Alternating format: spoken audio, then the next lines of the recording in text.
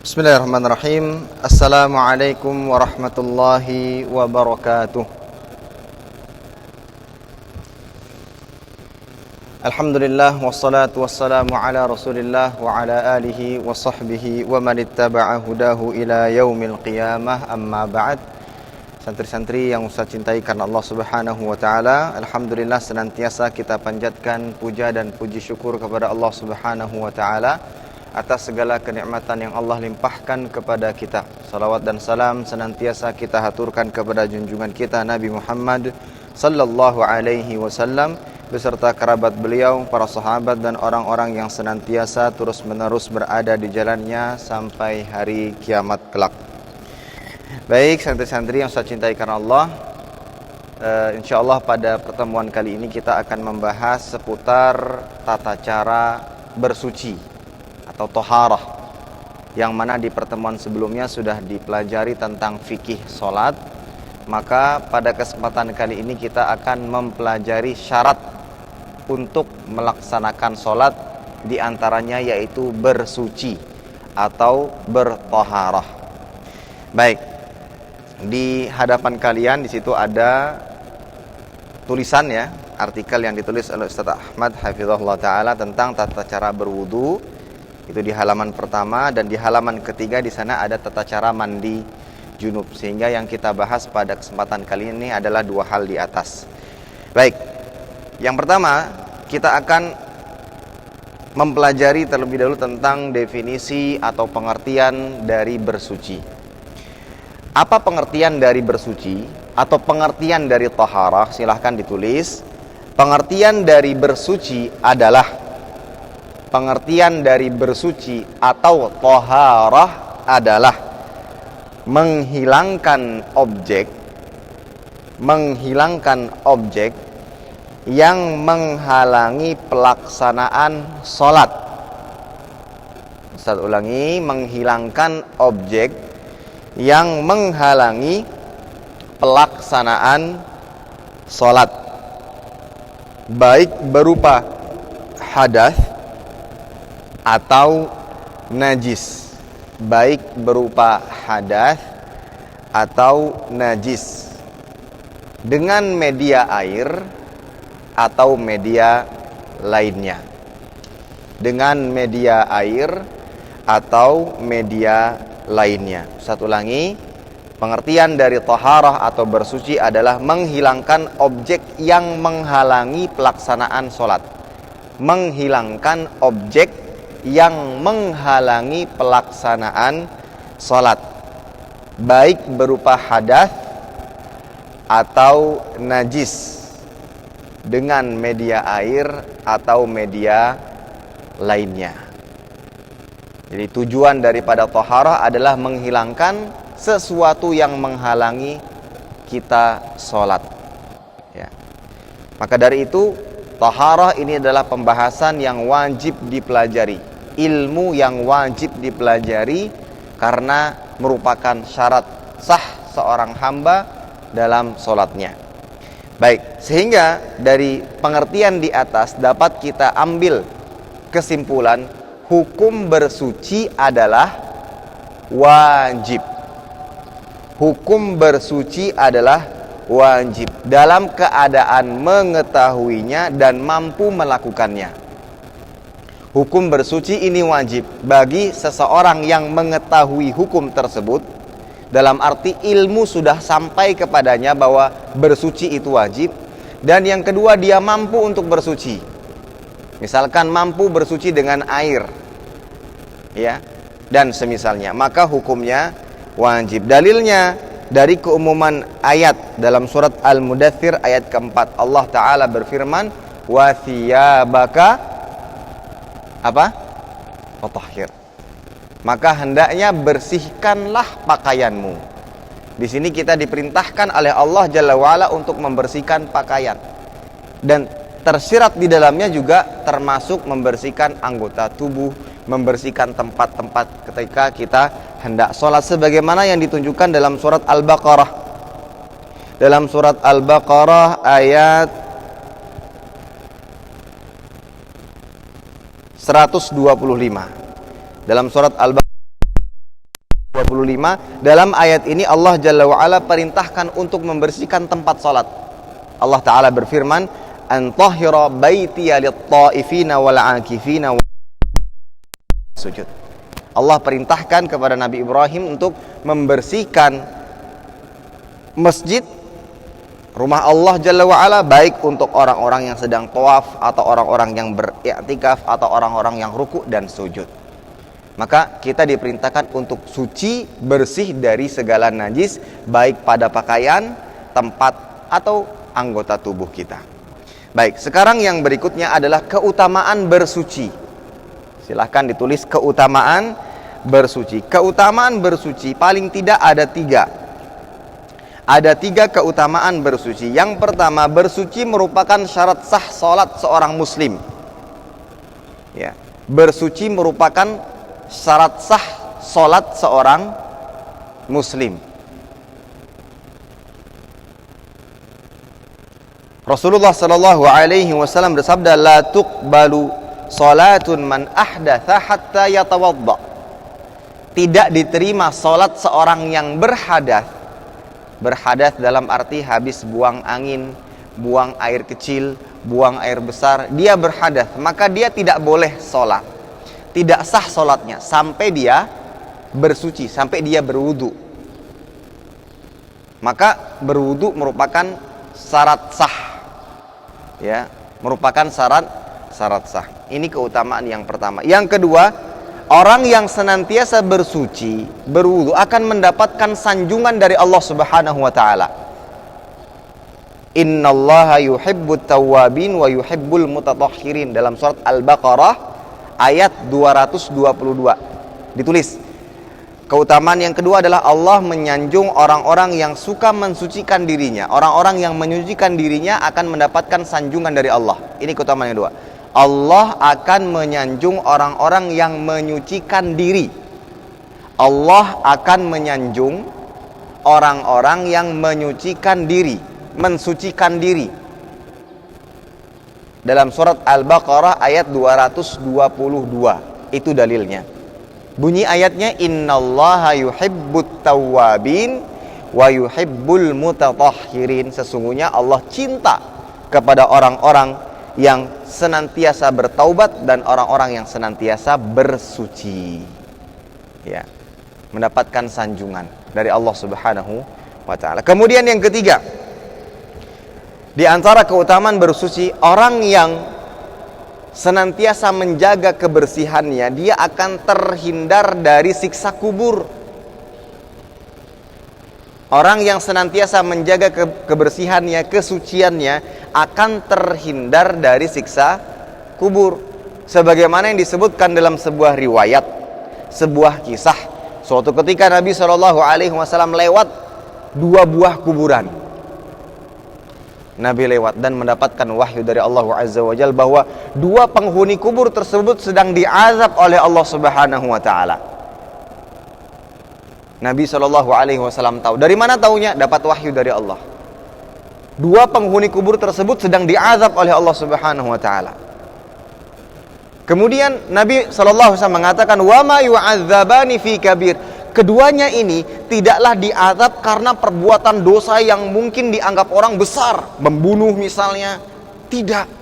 Tapi dianggap remeh oleh kebanyakan orang. Namun perbuatan tersebut menyebabkan dirinya diazab dan disiksa di alam kubur. Yang diantaranya yamshi bin namimah, ada seseorang yang suka mengadu domba.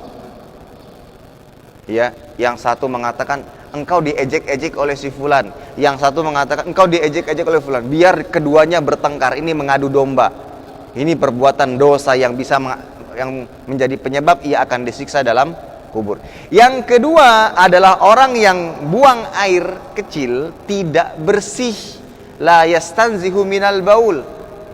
Ya, ini seringkali kebiasaan laki-laki, misalkan dalam perjalanan safar, kebelet, nggak ada kamar kecil, akhirnya berhenti di tengah jalan, cari tempat-tempat yang tersembunyi di balik-balik semak-semak, buang air kecil, selesai tanpa dibersihkan.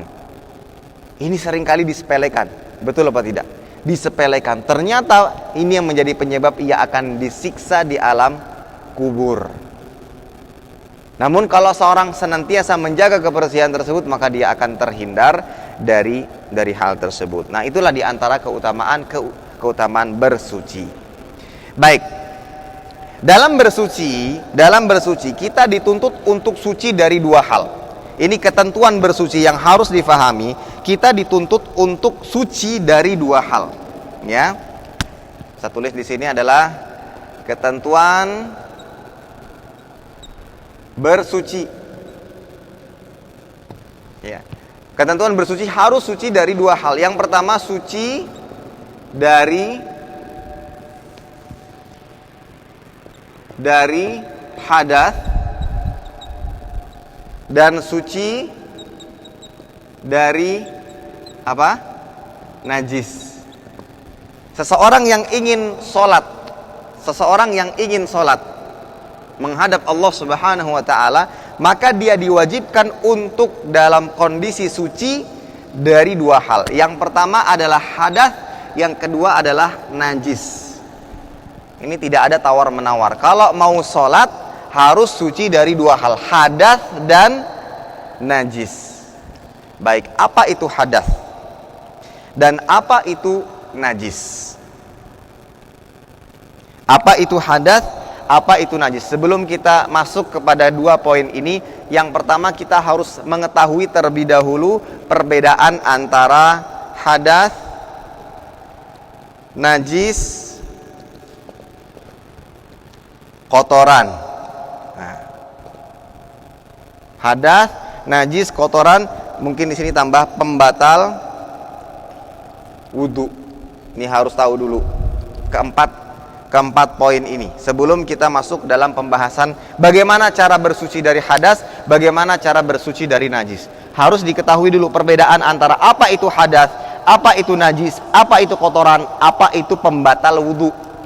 Baik, siapa yang bisa membedakan antara keempat hal di atas? Sebenarnya pembelajaran ini sudah kita sampaikan di Takhil Ilmi ya, secara online. Namun kita ulangi khawatir kalau ada yang tidak mengetahui atau terganggu internetnya misalnya.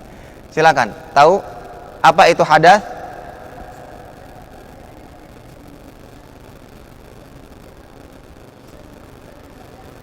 Hadas adalah keadaan yang tidak bisa membuat kita beribadah.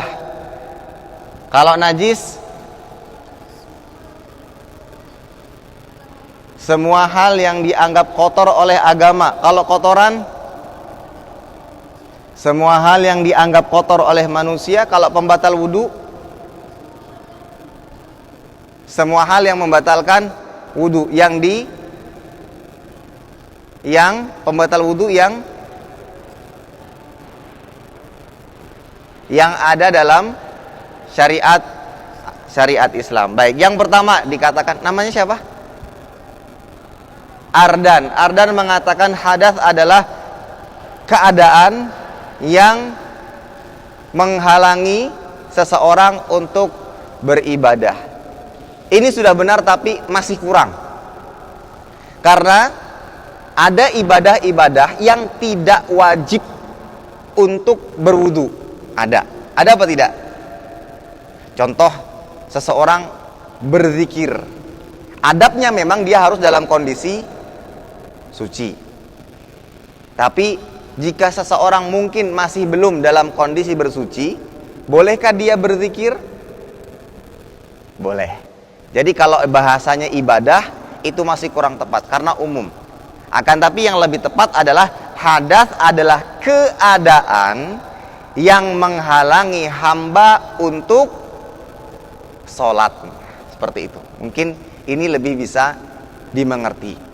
Keadaan yang menghalangi seseorang untuk melaksanakan sholat. Ibadah sholat. Itu namanya hadas. Dia bukan benda. Tapi keadaan. Azka nulis? Ditulis ya. Hadas adalah keadaan yang menghalangi hamba untuk melaksanakan sholat. Itu namanya hadas. Dia bukan benda, tapi keadaan.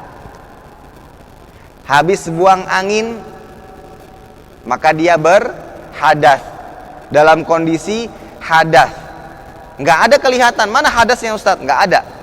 Dia namanya kondisi keadaan hamba yang berhadas, yang menghalanginya untuk sholat. Itu namanya hadas.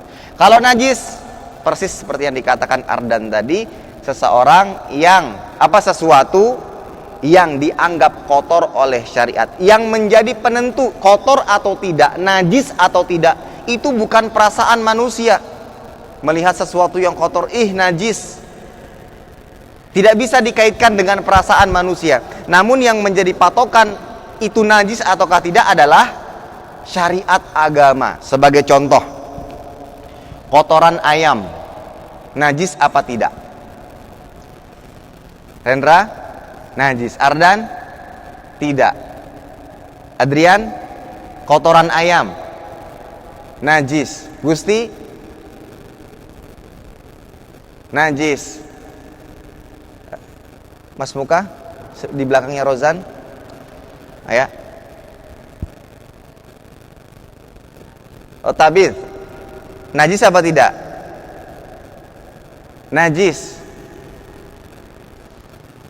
Fadri, najis apa tidak? Najis. Kotoran ayam dikatakan najis, betul? Yang betul Ardan sendiri.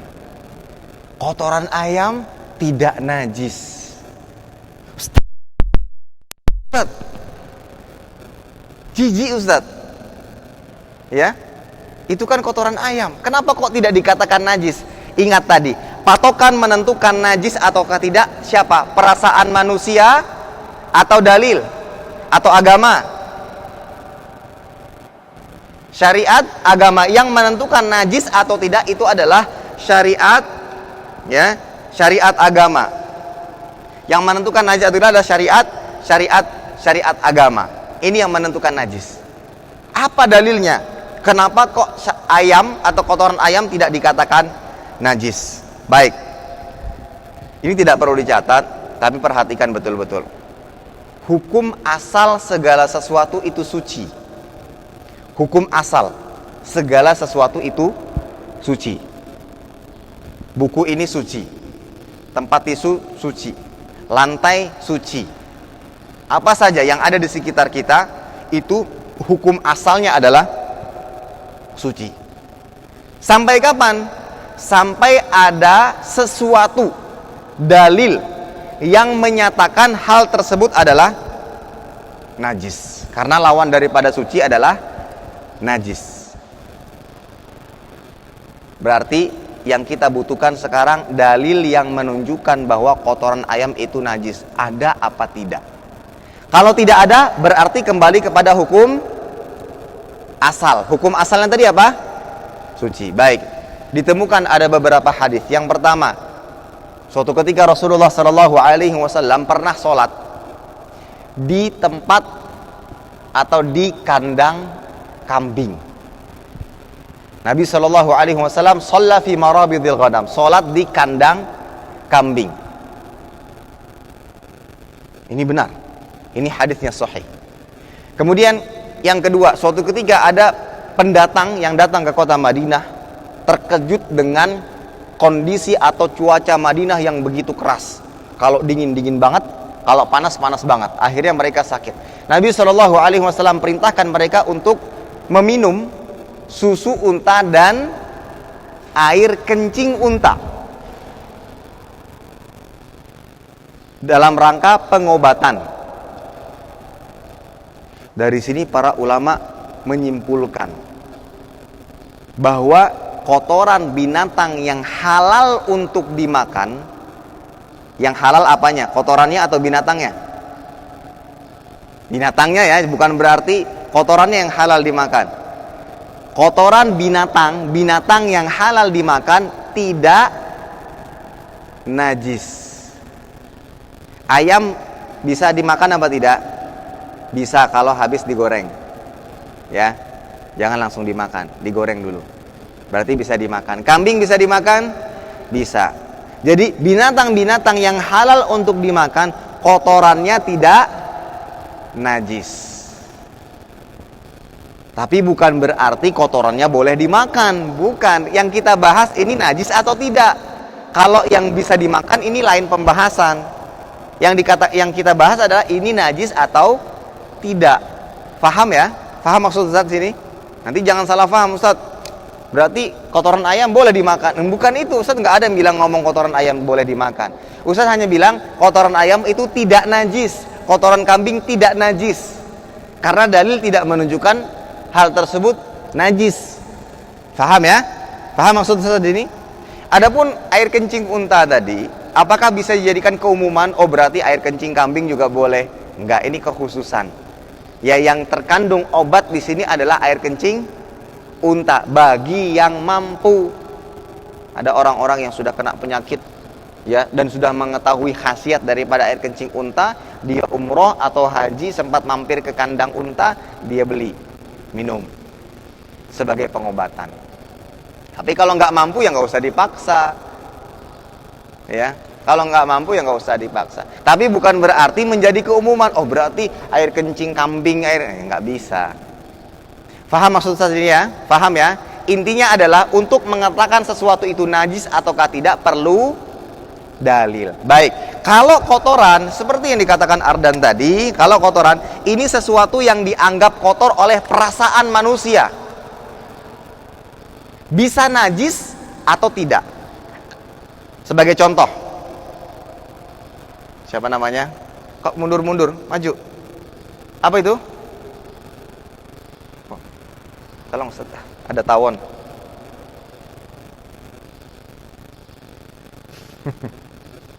Padahal tawon lebih kecil. Ternyata dia takut.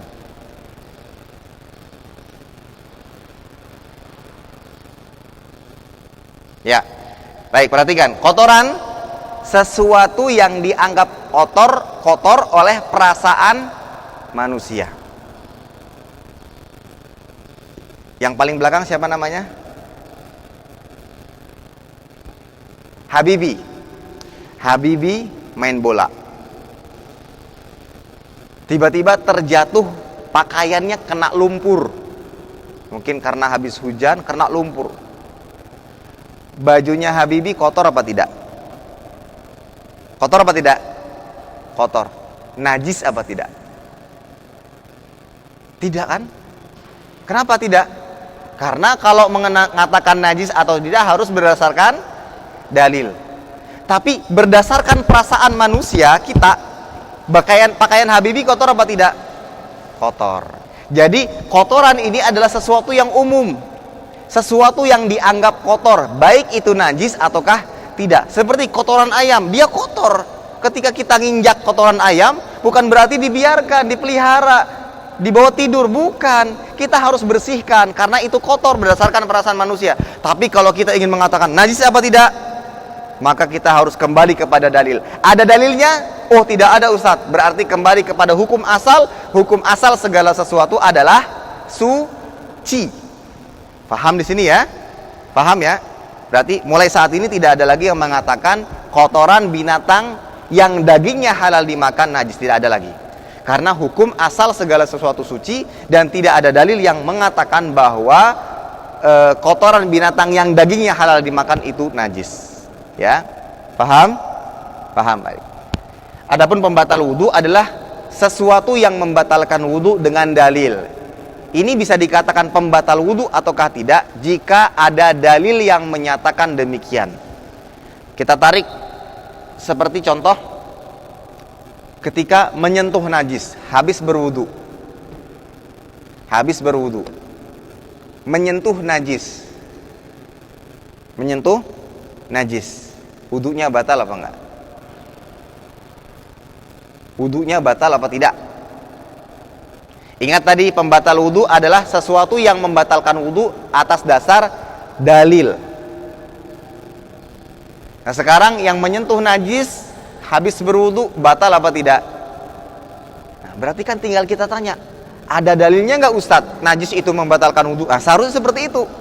Ya, kalau tidak ada dalilnya, najis yang bisa membatalkan wudu berarti tidak batal, dan itulah yang benar. Najis tidak membatalkan wudu. tidak membatalkan wudu. Setelah berwudu menyentuh najis cukup dengan dibersihkan. Berbeda kalau sholat. Kalau sholat dia harus suci dari najis. Yang kita bahasnya adalah wudu. Faham sudah pengertian ini ya? Baik, sekarang kita masuk kepada ketentuan bersuci tadi. Seseorang yang hendak sholat, dia harus suci dari najis dan dari hadas. Baik, suci dari najis yaitu suci dari 3 hal. Ya, suci pada 3 hal. Pertama, anggota badan. Kemudian suci dari suci tempatnya. Kemudian suci pada pakaian. Nah. Afwan. Ini suci dari hadas ya. Yang Ustaz maksud di sini adalah najis. Nah, seperti ini. Seseorang yang suci dari najis harus suci anggota badannya dari najis. Anggota badan harus suci dari najis, tempatnya harus suci dari najis, pakaiannya juga harus suci dari najis. Seperti itu maksud Ustaz. Suci dari najis maksudnya suci anggota badan dari najis, suci tempat dari najis, suci pakaian dari najis. Jadi ketiga hal di atas harus suci. Maksudnya tatkala kita hendak melaksanakan ibadah sholat, maka kita memastikan nih pakaian kita nih sudah suci atau belum dari najis. Alhamdulillah suci, sudah. Sekarang berikutnya, anggota badan kita, ada nggak anggota badan yang terkena najis? Tidak ada, alhamdulillah. Kemudian tempat sholat kita, ada najisnya apa tidak? Jika tidak ada, maka barulah kita bisa melaksanakan sholat.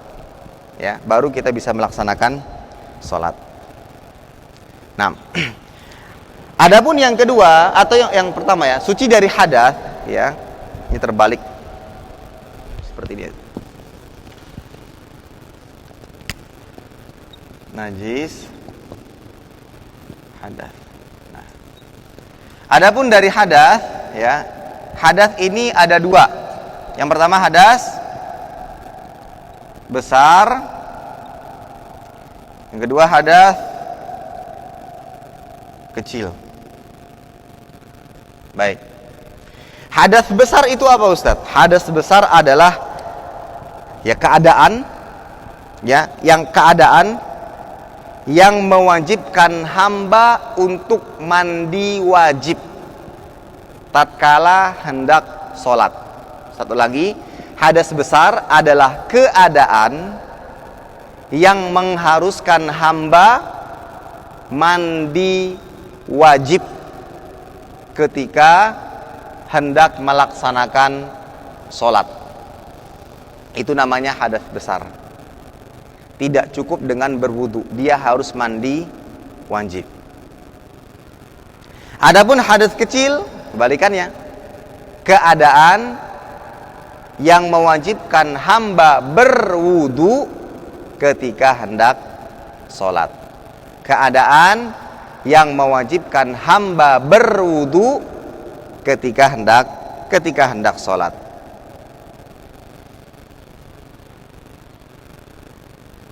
Baik. Sekarang kita langsung masuk kepada tata cara yang pertama, tata cara bersuci dari hadas kecil. Bagaimana cara bersuci hadas kecil? Dengan berwudu. Hadas kecil itu seperti apa saja? Buang angin, buang air kecil. Kalau buang air besar, hadas besar atau hadas kecil? Hadas besar atau hadas kecil? BAB, buang air besar. Kecil, bukan besar ya. Jangan mentang-mentang namanya buang air besar kemudian hadas besar, bukan. Dia tetap hadas kecil. Ya. Baik. Kalau hadas besar itu seperti apa Ustaz? Nah, mungkin Ustaz jelaskan dulu. Hadas besar itu seperti apa? Ada yang tahu? Mandi basah. Mimpi basah. Gimana Rozan mimpi basah? Mimpi terus disimbur abi.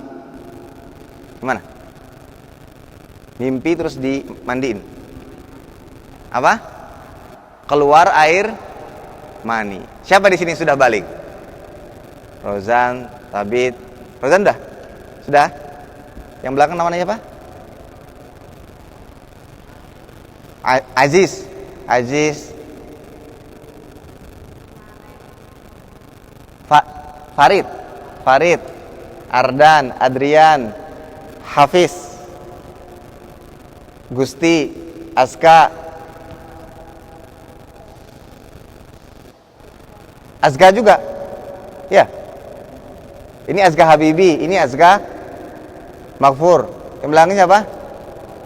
Rizky. Habibi sudah balik? Belum? Ardan sudah? Sudah ya?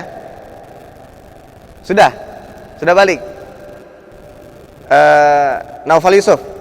Siapa namanya? Di depan Aziz siapa? Oh, Maheswara sudah balik? Belum?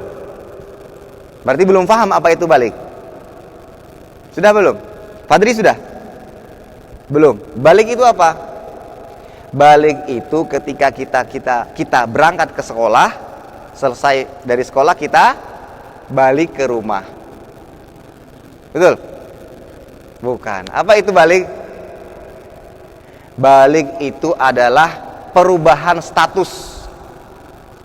Perubahan status hamba yang awalnya belum diwajibkan menjalankan syariat agama berubah menjadi wajib menjalankannya. Untuk anak-anak yang belum balik, dia belum ada kewajiban seperti sholat 5 waktu. Dalam arti kalau ditinggalkan tidak masuk dosa besar, belum. Bukan berarti mahasiswa nggak usah sholat, enggak ya. Harus sholat. Ini keadaan yang belum balik seperti itu, belum ada kewajiban, dia masih tergolong anak-anak. Tapi kalau sudah balik, dia berubah status. Ya, berubah status.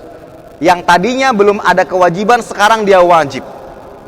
Seperti sholat 5 waktu, masuk bulan Ramadan, wajib puasa. Wajib puasa, nggak boleh puasa cuma setengah hari. Nggak boleh puasa ayam goreng, tapi makan ikan goreng nggak apa-apa, nggak ada. Dia betul-betul harus puasa 30 hari. Ya. Itu namanya kondisi balik. Jadi perubahan status. Tanda-tanda balik apa saja Ustadz? Ada sebagian yang mengatakan dengan umur. Ketika sudah mencapai umur tertentu, maka dia dikatakan balik. Ada tanda ciri-ciri yang lain, tatkala suaranya sudah semakin besar. Ini kan Rozan, Adrian, Gusti, mungkin suaranya sudah semakin besar. Kemudian tumbuhnya bulu ketiak. Nggak usah dipegang-pegang. Nanti dilihat masing-masing. Itu di antara ciri-cirinya. Dan yang paling jelas adalah tadi seperti yang dikatakan oleh Rozan, mimpi basah. Jadi ketika mimpi itu sedang mandi. Gitu Rozan? Bukan? Intinya mimpi sesuatu, Ustaz nggak perlu jelaskan, mimpi sesuatu yang menyebabkan di pagi hari melihat air mani. Apa itu air mani Ustaz? Intinya air mani itu adalah seperti air kencing yang keluar dari kemaluan, tapi bentuknya berbeda. Dia lebih kental dan mengeluarkan bau yang sangat tidak sedap. Ini untuk yang masih belum balik, kemungkinan akan balik di pesantren. Seperti angkatan-angkatan sebelumnya, itu ada yang belum balik, dia balik di pesantren. Berarti dia harus tahu. Karena dia tidak tinggal bersama orang tuanya. Kalau orang tuanya kan nggak enak aja nanya, "Abi ini gimana?" Langsung dikasih tahu. Di sini di pesantren sama teman-temannya mungkin malu mau ngasih tahu habis balik. "Ustadz, ini ada apa?" Nggak mungkin kan? Langsung lari-lari ke kamar Ustadz. "Ustadz, nih saya ada apa nih Ustadz? Ada kelainan dalam hidup saya, ada apa Ustadz?" Nah, dia harus tahu. Ketika dia sudah tahu, oh ini misalkan ya, contohnya seperti ini, Fadri, perhatikan. Bangun di pagi hari, tiba-tiba di sekitar kemaluan ini ada bau yang tidak sedap. Kemudian kalau mungkin belum kering, ada cairan-cairan yang lengket. Nggak perlu panik. Itu tanda, itu normal. Itu tanda bahwasanya yang bersangkutan sudah balik. Berubah statusnya tadi. Sudah berubah statusnya. Lantas apa yang ia lakukan? Maka dia bersihkan, dia rapikan segalanya, dia ke kamar mandi, kemudian dia mandi wajib. Itu adalah kondisi hadas besar, kondisi junub, hadas besar. Maka cara bersuci adalah dengan mandi wajib dan tidak cukup berwudu. Nanti insya Allah kita akan jelaskan bagaimana tata cara mandi wajib. Baik, yang pertama kita masuk kepada bersuci dari hadas kecil dulu, tata cara berwudu. Baik, perhatikan, silakan dilihat catat artikel yang sudah didapatkan. Ustadz akan bacakan dan setelah itu nanti kita akan lihat praktek video bagaimana tata cara berwudu, ya. Mas minta tolong dia. Baik, yang pertama, perhatikan tata cara berwudu yang pertama adalah jika seorang muslim hendak berwudu, yang pertama harus ia lakukan adalah berniat di dalam hati. Imam An-Nawawi rahimahullah ta'ala mengatakan an-niyatu mahalluhal qalbu. Azka, duduknya yang rapi, yang bagus. An-niyatu mahalluhal qalb. Niat itu letaknya di mana? Di dalam hati. Apakah niat harus diucapkan, Ustadz?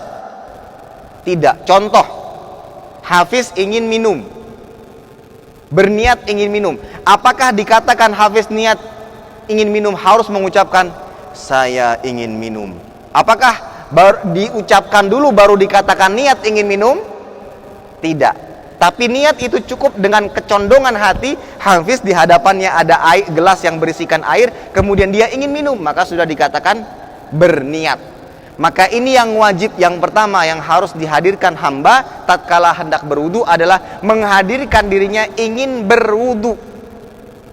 Apa yang dihadirkan? Ya sudah, niat saya ingin berwudu, bukan sekedar main air. Karena bisa jadi ada sebagian orang yang gerakannya sama seperti berwudu dari tangan kaki, tapi tidak menghadirkan niat sedang berwudu, maka dia tidak dikatakan berwudu. Dia sedang membersihkan dirinya saja dengan air. Jadi yang membedakan apa? Niat dalam hati. Niat ingin berwudu. Ya, dan ingat, niat tidak perlu diucapkan, cukup dihadirkan dalam hati. Baik. Setelah itu disunnahkan jika ingin berwudu membaca basmalah. Basmalah ini niat wudu atau bukan? Bukan. Kalau niat wudu tadi dalam hati, ingin berwudu. Basmalah ini adalah syariat yang lain, disunnahkan. Bahkan ada sebagian ulama yang mengatakan diwajibkan. Ya. Kalau ingat jangan sampai ditinggalkan. Kalau ingat baca bismillah jangan sampai ditinggalkan. Tapi kalau lupa wudunya tetap sah. Kalau lupa wudunya tetap sah walaupun tidak membaca basmalah. Tapi kalau ingat usahakan jangan ditinggalkan. Sebelum berwudu niat dalam hati dan baca bismillah. Ya. Yang kedua, disunahkan bersiwak. Apa itu bersiwak, Ustaz? Gosok gigi. Baik bersiwak dengan sikat gigi beserta odolnya. Merek apa odolnya, Ustaz? Terserah. Atau bersiwak dengan menggunakan kayu arak. Tahu ya, dia siwak menggunakan kayu dan bukan sembarang kayu. Saat saya ingin mengamalkan sunnah siwak, saya nggak punya siwak, Ustaz. Akhirnya cari kayu galam di pesantren. Ya, atau pakai bambu. Bisa? Nggak bisa. Ada namanya kayu arak. Ini mungkin dijual di toko-toko herbal. Dia adalah kayu khusus yang memiliki cairan-cairan tertentu di dalamnya. Dia basah. Ya, yang dikatakan dia memiliki enzim yang baik untuk gigi. Jadi nggak sembarangan. Ya, bukan berarti kayu siwak itu kayu kita sembarang cari. Di mana tuh ada kayu galam, ada kayu ranting-ranting kemudian diambil untuk bukan. Tapi kalau tidak ada bagaimana? Cukup dengan sikat gigi. Ini sunnah. Namun ditekankan oleh Nabi SAW yang mana beliau bersabda, laula an asyqa ala ummati la amartuhum bisiwak inda kulli wudu. Kalau tidak memberatkan umatku, niscaya aku akan wajibkan mereka, perintahkan mereka untuk bersiwak setiap kali berwudu. Tapi karena memberatkan maka disunahkan. Tapi bukan berarti kita sepelekan. Kalau mampu kita bersiwaklah. Jadi sebelum berwudu di kamar mandi misalnya, sebelum berwudu sikat gigi dulu. Sudah baru berwudu. Ya, baru berwudu. Yang ketiga, lihat yang ketiga, disunahkan mencuci kedua telapak tangan 3 kali sebelum berwudu. Ya. disunahkan mencuci kedua telapak tangan 3 kali sebelum berwudu. Bagi yang bangun tidur, mencuci tangan 3 kali wajib hukumnya. Jadi sebelum berwudu, cuci dulu tangannya. Sunnah 3 kali. Nanti caranya ada di video yang akan kita lihat nantinya. Bagi yang baru bangun tidur, baik pagi hari atau mungkin tidur siang, maka wajib disuci. Karena disebutkan dalam sebuah hadis, kita tidak mengetahui di mana letak tangan kita tatkala kita tidur. Bisa jadi dia menyentuh apa, nggak tahu. Menyentuh sesuatu yang kotor, nggak tahu. Sementara kita gunakan kedua tangan kita untuk berwudu, untuk kumur-kumur dan yang lain sebagainya, untuk istinsak, membersihkan hidung. Sementara tangan kita sebelumnya kotor, kan kita dalam kondisi tidur kita nggak tahu, megang-megang apa kita nggak tahu, ya. Ada yang sambil garuk-garuk kita nggak tahu, kotor tangannya, maka kita dibersihkan terlebih dahulu. Baik. Yang keempat, wajib untuk madmadah dan istinsyak. Madmadah itu simpelnya bagaimana? Madmadah itu adalah kumur-kumur. Istinsyak itu adalah memasukkan air ke dalam hidung. Kemudian istinsyar adalah mengeluarkannya. Ya, kumur-kumur dan sedikit memasukkan air ke dalam hidung, kemudian dikeluarkan lagi, jangan ditelan. Yang kelima, membasuh wajah. Membasuh wajah. Batasan wajah mana? Nah, ini perlu diperhatikan. Wajah itu nih dari pangkal rambut bagian atas sini, ya, ini terus sampai sini, sampai garis dagu. Itulah wajah. Dalam arti tidak boleh kurang dari itu. Ya, tidak boleh kurang dari itu. Seperti yang saya sampaikan tadi, dari pangkal rambut terus sampai ini. Yang memiliki janggut, kalau tebal maka di sela-sela, harus di sela-sela. Ya, kalau tipis, mungkin seperti Ustadz ini mungkin bisa mencapai kulit yang berada di dagu, maka harus disampaikan airnya. Baik, maka itu dikatakan mencuci atau membasuh wajah. Kemudian yang berikutnya, membasuh kedua tangan sampai siku. Membasuh kedua tangan sampai siku, dimulai dari jari jemari dan disunahkan menyela-nyela jari. Ya. Yang ketujuh, mengusap kepala dan telinga 1 kali saja. Jadi mengusap kepala, ya, ini berdasarkan hadis Nabi SAW. Caranya adalah cukup 1 kali usapan, bukan membasuh. Kepala itu diusap, bukan dibasuh. Dan hikmahnya, coba bagaimana syariat Islam betul-betul memperhatikan maslahat bagi hamba-hambanya, bagi umatnya. Ya, kalau seandainya kepala dibasuh, gimana? Berwudu, kepalanya harus dibasuh sebagaimana membasuh tangan. Ambil ember, habis, basah semuanya. Tapi ternyata hikmahnya, kepala ini alhamdulillah cukup diusap. Jadi cuma basahnya sedikit. Coba kalau dibasuh, ambil air segayung, disiram, basah semuanya. Tapi cukup diusap sekali saja, dan juga diusap bagian telinga. Nanti insya Allah caranya, prakteknya akan kita perlihatkan di video. Kemudian ke-8, membasuh kedua kaki hingga mata kaki, dimulai dari jari jemari sampai dengan mata kaki, ya, sampai dengan mata kaki. Setelah itu membaca doa, ya, membaca doa asyhadu alla ilaha illallah wahdah la syarikalah wa anna muhammadan abduhu wa rasuluh Allahumma ja'alni minat tawabin wa ja'alni minal mutatahhirin. Hafal apa tidak doanya? Ardan, hafal doanya? Hafal doa setelah wudu? Nggak hafal? Sebelum itu hafal apa tidak? Hafal? Mau dihafal Ustaz? Rozan hafal?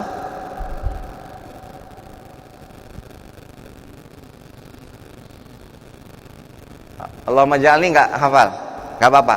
Ini tambahan yang boleh dipakai. Tidak perlu juga nggak apa-apa. Hafiz hafal? Harus dihafal. Tahu nggak keutamaan baca doa setelah berwudu?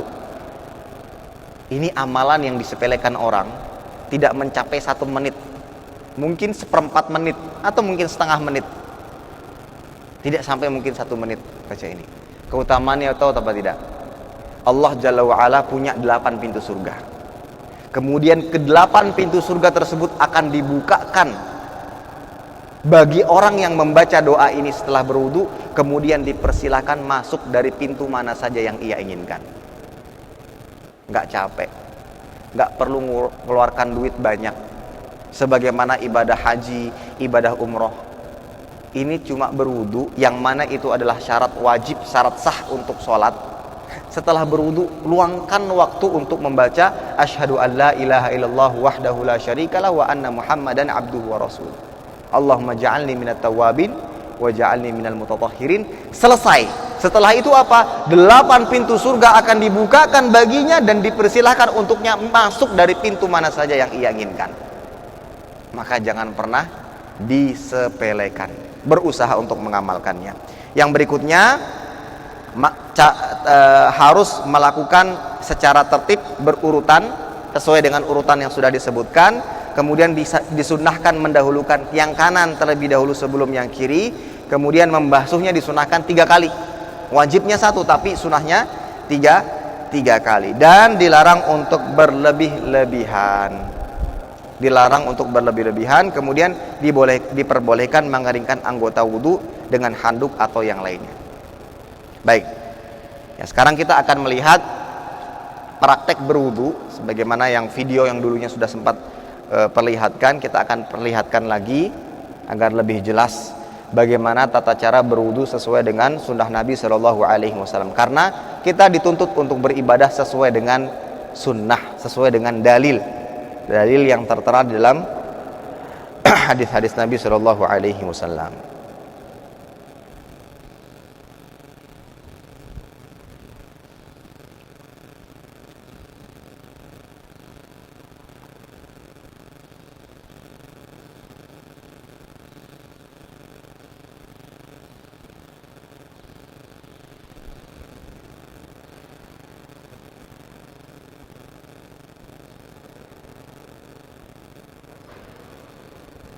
Bisa.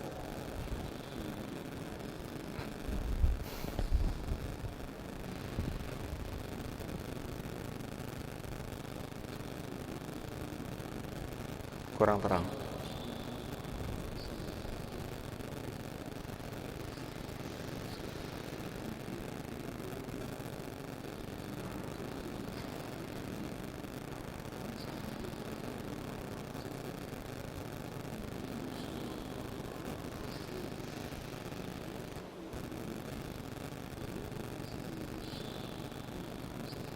Ya, cukup dulu. Baik, perhatikan yang pertama, seperti yang kita sampaikan tadi, di antara adab berwudu itu tidak berlebih-lebihan, tidak boros. Menggunakan air secukupnya, walaupun itu adalah sungai yang mengalir, bahkan dikatakan oleh ulama demikian. Walaupun itu adalah sungai yang mengalir, tetap kita tidak diperbolehkan untuk berlebih-lebihan, karena berlebih-lebihan ini bagian daripada bisikan setan, yang mana kita diperintahkan atau dibisikkan untuk senantiasa berlebih-lebihan. Dalam syariat agama kita harus hemat. Nah, terutama dalam berwudu. Lihat bagaimana contoh Nabi Shallallahu Alaihi Wasallam berwudu. Beliau menggunakan air 1 sok, ya, 1 mut, afwan. Berwudu menggunakan 1 mut. Apa itu 1 mut? 1 mut itu adalah 2 kepalan telapak tangan orang dewasa. Jadi seperti inilah air. Ukuran air, banyaknya air yang digunakan oleh Nabi Shallallahu Alaihi Wasallam untuk berwudu. Cukup Ustaz, cukup. Ini menunjukkan betapa hematnya Nabi Shallallahu Alaihi Wasallam dalam menggunakan air. Maka kita tidak diperbolehkan untuk berlebih-lebihan. Begitu pula tatkala nanti menghidupkan keran, baik di masjid atau di asrama, maka perhatikan betul-betul cara menghidupkan keran yang baik. Jangan terlalu berlebih-lebihan ketika membukanya, pelan saja. Karena ujung-ujungnya juga sama, yang terkena anggota tubuh kita ya segitu juga. Ya, mau airnya kencang, besar ataupun kecil, ujung-ujungnya juga sama, yang terkena juga seperti itu juga, sisanya akan terbuang. Ini mubadzir. Dan orang-orang yang mubadzir min ikhwani syayatin, termasuk dari golongan atau saudaranya orang atau setan, saudaranya setan. Ya, maka tidak boleh berlebih-lebihan. Lihat bagaimana contoh Nabi Shallallahu Alaihi Wasallam tatkala berwudu. Ya, lanjut. Dipercepat aja. Ya.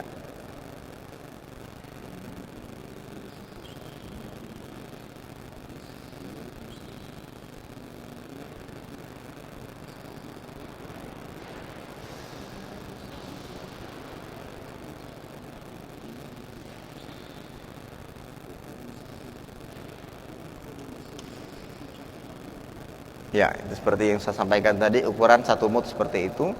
Sehingga 5 mud untuk mandi wajib adalah 5 kali ini. Lanjut, Mas.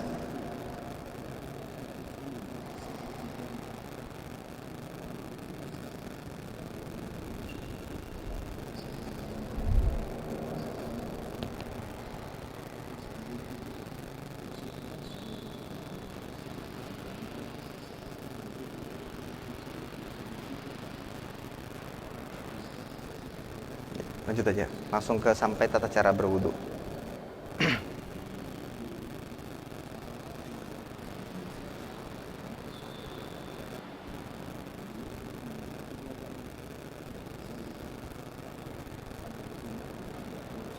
Ya. Nah, di sini tata cara wudu yang akan diperhatikan. Baca, niatkan dalam hati, kemudian baca bismillah. Menyalakan air secukupnya. Yang pertama cuci tangan dan betul-betul disela sampai semua tangan dan sela-sela jari itu terkena. Baik, stop. Nah, ini yang Ustaz maksud tadi adalah madmadhah dan istinsyak. Madmadhah dan istinsyak. Jadi ambil air secukupnya di tangan, kemudian masukkan ke dalam mulut sekaligus hidung, ya, diisap menggunakan mulut dan hidung, kumur-kumur, kemudian buang air yang masuk ke dalam hidung. Itu namanya madmadhah dan istinsyak. Madmadhah dan istinsyak. Jadi ambil air ke dalam 2 telapak tangan kalian, kemudian dihirup baik mulut ataupun hidung, kemudian dibuang. Itu madmadhah dan istinsyak. Dilakukan sebanyak 3 kali, ya. Perhatikan bagaimana caranya. Nah,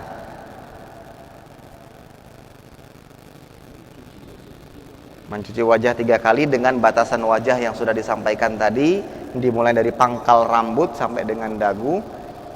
Yang punya janggut panjang nantinya, contoh kayak Ustadz Soleh, itu harus disela-sela agar betul-betul mengenai dagu yang merupakan batasan wajah.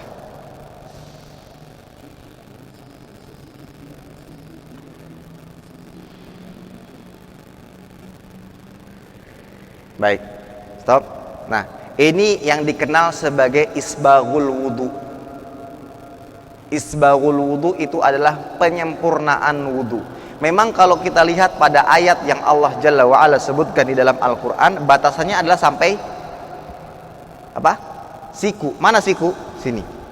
Tapi kita dianjurkan untuk melebihkannya, paling tidak sampai sini. Disebutkan dalam sebuah hadis dari Abi Hurairah radhiyallahu ta'ala anhu, yang mana beliau mendengar Rasulullah SAW sabda, "Inna ummati ya'tuna yaumal qiyamah ghurran muhajjalin min atharil wudu." Umatku pada hari kiamat nanti akan datang dalam kondisi bercahaya, bersinar karena bekas berwudu. Man istata'a an yutila ghurratahu falyaf'al. Barang siapa yang mampu memperpanjang atau memperbanyak bekas-bekas wudu yang nantinya akan bercahaya, maka dilakukan. Maka dianjurkan melebihkan sedikit. Ya, melebihkan sedikit. Ya, mungkin di atas siku, mungkin yang kaki juga di atas mata kaki. Itu boleh dilebihkan. Ini salah satu bentuk isbaghul wudu, penyempurnaan wudu. Lanjut, Mas.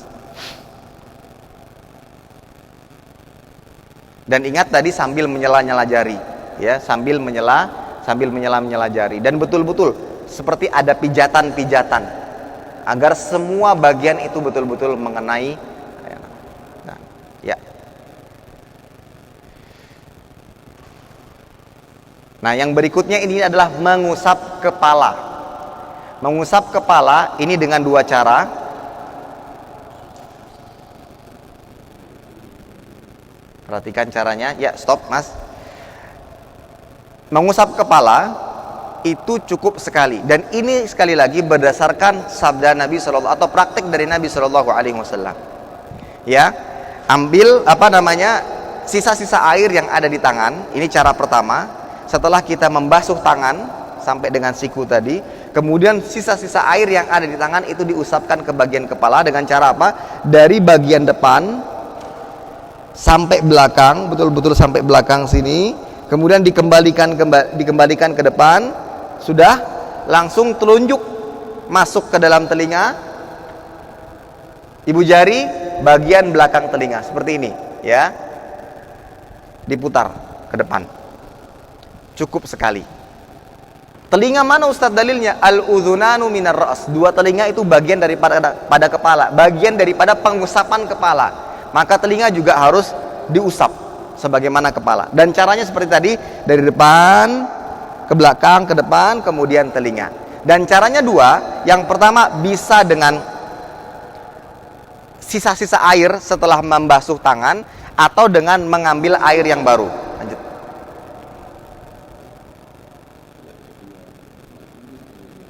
Nah, mengambil air yang baru, kemudian tadi kepala, lihat sampai belakang, betul-betul sampai belakang, kemudian telinganya. Ya, cukup. Tidak perlu diulang 2 atau 3 kali, cukup sekali. Yang terakhir adalah membasuh kaki sambil menyela-nyela jari. Lihat. Dan sedikit ada pijatan-pijatan sampai betul-betul air itu mengenai semua anggota kulit yang ada di tubuh kita. Nah. Ya, cukup. Itulah tata cara berwudu sesuai dengan tuntunan Nabi Shallallahu Alaihi Wasallam. Dan bedakan kepuasan hamba tatkala beribadah kepada Allah sesuai dengan dalil, sesuai dengan tuntunan Nabi Shallallahu Alaihi Wasallam. Baik, berikutnya adalah tata cara mandi junub. Sebelum kita lanjut, tata cara berwudu sudah jelas, paham semuanya ya. Jadi mulai saat ini usahakan mempraktekkan apa yang sudah disampaikan. Tata cara berwudu sesuai dengan tuntunan Nabi Shallallahu Alaihi Wasallam. Yang kedua adalah tata cara mandi junub. Tata cara mandi junub. Tata cara mandi junub bisa kalian langsung tulis di situ boleh. Itu sebenarnya ada 2 cara. Cara yang cukup dan cara yang sempurna. Kalian tulis di atas, itu adalah cara mandi junub yang sempurna di atas. Kalau cara mandi junub yang sempurna sebagaimana yang dituliskan ada 8 cara. Tulis atasnya, di atas sini, cara mandi junub atau mandi wajib yang sempurna. Ya. Baik. Di bawahnya kalian tulis cara mandi wajib yang cukup. Cara mandi wajib yang cukup. Bagaimana caranya Ustaz? Caranya adalah yang cukup nih ya, cuma 2 cara. Cara yang cukup cuma 2. Yang pertama, niat dalam hati. Yang kedua, membasahi atau mengguyurkan air ke seluruh tubuh. Mengguyurkan air, ambil menggunakan gayung dan basahi ke seluruh tubuh, dimulai dari ujung rambut sampai ujung kaki. Semuanya harus terkena air. Nah, ini cara yang cukup. Kalau mau simpel lagi Ustadz, di rumah ada kolam renang. Niat dalam hati, langsung terjun, masuk ke dalam kolam, dia sudah suci, sudah dikatakan sah mandi wajibnya. Yang penting sekujur tubuhnya sudah basah. Niat dan basahi seluruh tubuh. Ya. Ustadz, pagi hari mandi junub, Ustadz. Pagi hari junub. Setelah itu mau mandi repot. Sementara sudah harus segera ke masjid. Nah, kebetulan di depan asrama ada kolam. Menyemplung di situ? Jangan ya. Itu banyak duri-durinya, bahaya. Nanti kalau sudah kita buatkan kolam renang, silahkan. Insya Allah. Nah, sementara ini berarti ke kamar mandi. Boleh dengan menggunakan gayung dan seterusnya. Namun dianjurkan menggunakan cara yang sempurna. Ini mungkin kalau seandainya waktunya sudah mepet ya, dan harus segera bentar lagi qomat misalnya, bolehlah kita menggunakan cara yang cukup. Tapi lebih baik adalah menggunakan cara yang sempurna. Bagaimana cara yang sempurna? Perhatikan di situ. Yang pertama, berniat di dalam hati. Ya. Kemudian yang kedua, membaca bismillah. Yang ketiga, membasuh kedua telapak tangan 3 kali. Jadi basuh tangan dulu 3 3 kali. Kemudian yang keempat, perhatikan di situ, membasuh kemaluan dengan tangan kiri dan menghilangkan kotoran-kotoran yang ada di kemaluan. Betul-betul dibasuh. Ya, dibasuh dengan tangan apa? Tangan kiri. Kemudian yang kelima, memukulkan telapak tangan kiri ke dinding dan memijatnya dengan baik serta membasuhnya. Apa maksudnya, Ustaz? Dipukul-pukulkan maksudnya apa, Ustaz? Tujuannya apa? Membersihkan tangan yang habis digunakan untuk membersihkan kemaluan. Nah, itu tujuannya. Tadi kan kita basuh tangan, kita bersihkan kemaluan. Setelah itu bersihkan kembali tangan kita yang setelah digunakan untuk membersihkan kemaluan. Kemudian yang berikutnya, yang keenam, berwudu. Berwudu sebagaimana wudu untuk sholat. Berwudu sebagaimana wudu untuk sholat. Dan boleh mengakhirkan bagian kaki. Nanti kaki diakhirkan setelah selesai mandi, boleh. Atau berwudu sesempurnanya, dimulai dari mencuci tangan sampai dengan membasuh kaki. Nah, setelah itu yang ketujuh, kita mulai dengan menyela-nyela jari jemari di rambut, agar air tersebut betul-betul sampai ke pori-pori atau sampai ke kulit kepala. Jadi menggunakan air sambil di sela-sela bagian rambut sebanyak 3 kali. Setelah itu menyiramkan air ke seluruh anggota badan, mulai dari bagian kanan kemudian bagian kiri, dan betul-betul harus diperhatikan ya, semua anggota tubuh, lipatan-lipatan seperti di bagian sini, lipatan kaki, di bagian ketiak, itu betul-betul harus semuanya terkena air ya. Lakukan hal tersebut sampai betul-betul sempurna, maka baru dikatakan sempurnalah cara mandi wajibnya. Ardan, ada yang ditanyakan?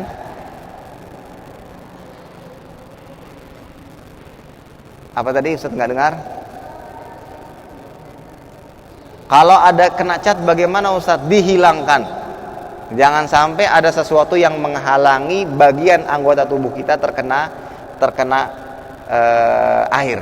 Jadi kalau kita bisa dihilangkan terlebih dahulu bagian-bagian anggota tubuh yang terkena cat. Tapi kalau seandainya bukan bagian anggota wudu, misalkan yang terkena bagian sini misalnya, maka nggak perlu. Yang diperhatikan di sini adalah anggota wudu. Kalau bisa kita berusaha untuk menghilangkannya terlebih dahulu.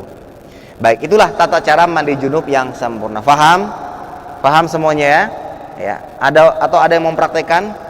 Siapa yang mempraktekkan mandi junub? Nggak perlu ya, paham semua ya. Baik.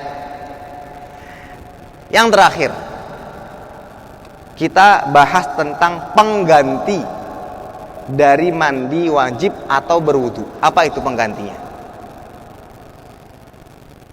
Apa namanya?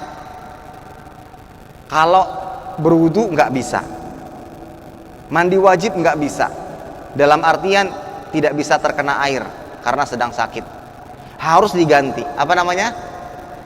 Bertayamum. Namanya apa? Bertayamum.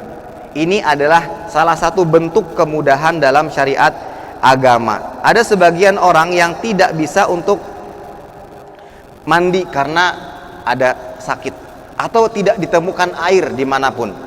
Maka syariat agama memberikan kemudahan dengan cara bertayamum, ya, dengan cara bertayamum. Dan ini diantara kemudahan yang diberikan di dalam syariat agama tatkala kita tidak bisa berwudu dengan sebab penyakit, atau tatkala tidak bisa berwudu dengan tidak adanya media untuk berwudu seperti air, maka cukup dengan bertayamum. Dan ingat, tayamum ini mengganti wudu dan mandi wajib.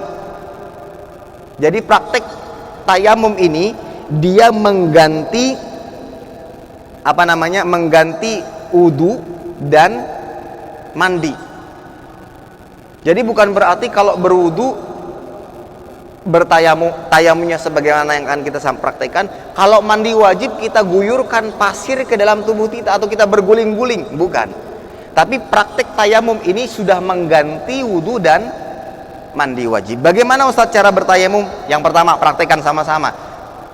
Pukulkan kedua telapak tangan ke bagian yang terdapat debu. Misalkan meja kalian atau lantai, ya. Berapa kali? Sekali. Sudah? Kemudian tiup. Setelah itu apa? Setelah itu sapu punggung telapak tangan menggunakan telapak kiri seperti ini. Sekali saja. Sini punggung saja. Ini. Ya. Sudah? Setelah itu usapkan ke wajah. Selesai. Paham? Tepuk sekali, tiup, tepuk, maka dia sudah dalam kondisi suci, baik suci dari hadas besar atau suci dari hadas kecil. Dan dilakukan cukup sekali saja, tidak perlu berulang-ulang. Cukup sekali, maka dia sudah suci dari hadas besar ataupun hadas kecil. Ya, hadas besar atau hadas kecil. Baik, itulah tata cara bertayamum. Syaratnya tadi apa? Tidak ada air. Jika ada air tapi tidak mampu menyentuhnya karena sakit, maka boleh juga bertayamum. Atau mungkin tidak bisa menemukan air dengan jarak yang dekat, maka boleh bertayamum. Dan ingat, tayamum menjadi batal jika ditemukan air. Nah, seperti itu. Baik. Wallahu ta'ala alam bisawab. Dan yang terakhir adalah pembatal wudu. Nah, ini perlu diperhatikan, pembatal wudu yang juga pembatal tayamum sama. Pembatal wudu dengan pembatal tayamum sama. Yang pertama, BAB, BAK, buang angin, itu adalah pembatal. Kemudian keluarnya air mani, itu juga membatalkan wudu. Kemudian tidur lelap. Tidur lelap itu seperti apa? Contoh ya, Ustadz berikan contoh. Ada di antara kalian yang nanti sholat Jumat megang Al-Quran, atau bukan megang Al-Quran, ya mungkin sambil menunggu khotib naik ke atas mimbar karena belum masuknya khutbah, kalian ngaji, habis itu tertidur, Al-Qurannya terjatuh, maka itu sudah dikatakan orang yang tidur terlelap, hilang kesadaran, baik dalam kondisi duduk, dalam kondisi berdiri, apalagi berbaring. Kondisi seperti itu yang sudah membatalkan wudhunya. Tapi kalau seandainya dia tidur, ya mungkin tatkala khatib naik ke atas mimbar kemudian berkhutbah, dia tidurnya adalah tiduran, dia masih mendengar suara-suara, dia cuma sekedar mengangguk-angguk seperti ini, tapi dia masih sadar masih di tengah-tengah khutbah, maka batal apa tidak wudhunya? Tidak batal. Tapi kalau sudah sampai jatuh, ada santri tiba-tiba burak di sebelah sana, nah itu berarti apa? Batal sudah wudhunya. Itu sudah kehilangan kesadaran. Baik, ini juga membatalkan wudhu. Kemudian hilangnya akal. Kalau hilang akal, batal wudhunya. Dan ada pula yang mengatakan menyentuh kemaluan termasuk membatalkan wudhu. Namun ini didiskusikan oleh para ulama jika menyentuhnya secara langsung tanpa ada penghalang, maka lebih baik dihindari. Wallahu ta'ala alam bisawab. Ini kiranya yang bisa Ustaz sampaikan pada kesempatan kali ini. Sebelum saya tutup, ada yang ingin ditanyakan? Habibi silahkan.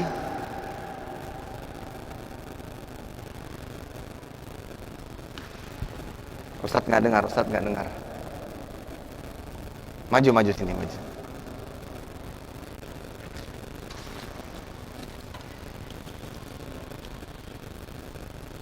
Ya, cukup. Apa pertanyaannya?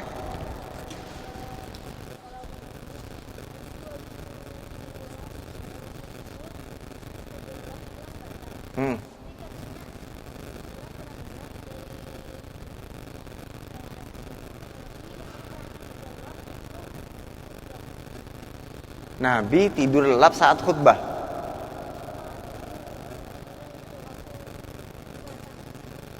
Yang Jumat, yang khutbah itu Nabi SAW. Ya, silakan duduk, Ustaz paham. Silakan. Yang khutbah perlu Habibi tahu, yang khotib itu siapa? Nabi SAW. Nah, ini jadi pertanyaan, bagaimana Nabi SAW bisa tidur saat sedang berkhutbah? Ya mungkin yang dimaksud oleh Habibi adalah bagaimana kondisi seseorang yang terlihat tidur. Ada di antara para ulama yang dia tidak berwudu lagi tatkala sholat subuh.